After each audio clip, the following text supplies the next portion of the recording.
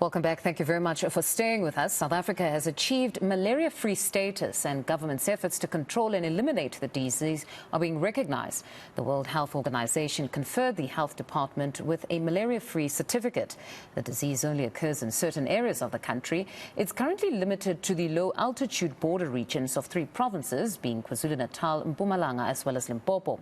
Other countries which walked away with prestigious awards during the 4th Annual Global Forum of Malaria Eliminating Countries, currently taking place in Cape Town, include China and El Salvador. South Africa has just 1 doctor for every 3,000 patients. The SA Medical Association trade union says this is happening while qualified doctors remain unemployed.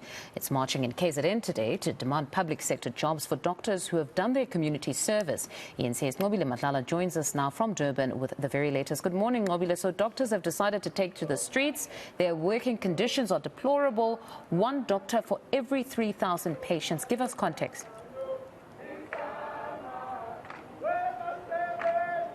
Pompundo, we've seen quite a number of doctors coming out. They're saying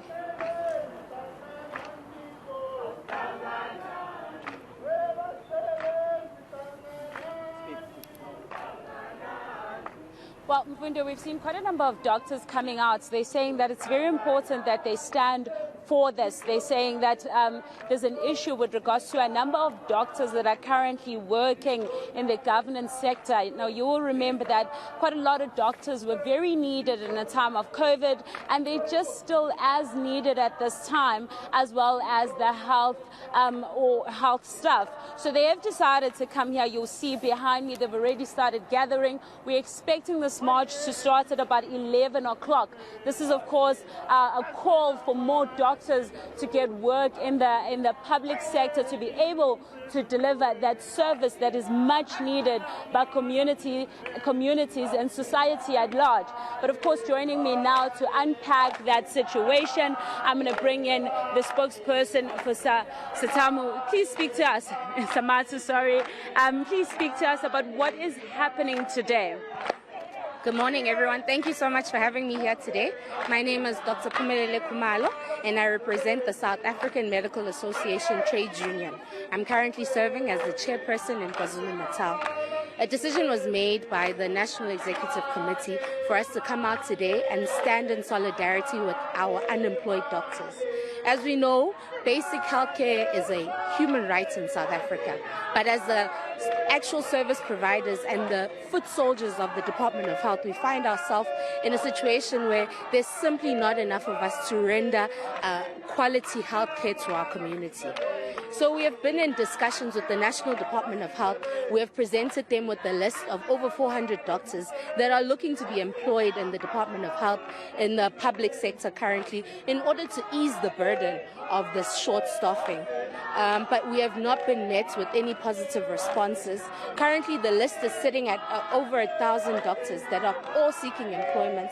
So we're here today to show, 1, the community that we care about the quality of service that we deliver, and 2, to show our brothers that we are with them in their unemployment. We're here to ask and demand the Department of Health to employ us, employ the doctors, to ensure that we improve the quality of care we provide to our communities, but not only that, but that the burden of the unemployed doctors does not sit solely on the employed. Because as a foot soldier right now, if there's 5 people missing from your department, that means you have to fill that gap. I want to actually talk about that gap. What sort of numbers do we need at this point to ensure that there is that high level of service that you guys are asking for? So the World Health Organization advises that in order for the health sector to have adequate service delivery, you need a doctor-to-patient ratio of 1:1,000.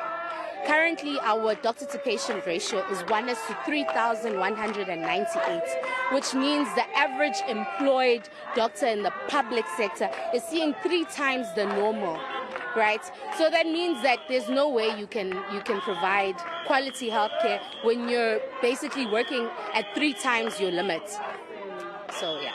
So you talk about burnout. how bad is the situation? Can it contribute to perhaps doing wrong things at work because of burnout? I think, as we all know, as a country right now, we're sitting with the highest level of litigation against the Department of Health. And that's not just because of issues that the department is having. Even human error will come into play.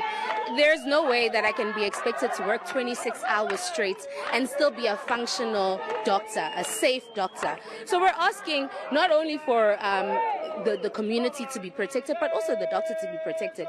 We've had a high number of burnout from our members. Not only that, people that have, after working long shifts on their drive home, would meet an accident and die. So these are alarming things to us as Samatu. These are things that we feel need to be addressed by the Department of Health while working hand in hand with us. And lastly, now that you're going to deliver this memorandum and ask them to hire you, they say there's no money, they can't hire more people. What happens then? Well, as you know, Samatu is a member-driven organization. So even the decision for us to head to the streets was a decision made by members. So it will have to be to our members to direct what the next stance is for Samatu. Thank you very much for speaking to us, Doctor. Well, those are some of the doctors that are standing here demanding for that good service that they say they can deliver, but they just need more people to join them in the work that they do. I think the most worrying thing is that human error can also be a major issue. I mean, if we look at that litigation and how much of money has been spent in that human error and so on, it's worrying really. But also it's one thing that you don't need to deal with when they can get more doctors. But of course, we are going to find out from when they deliver the memorandum what is the way forward.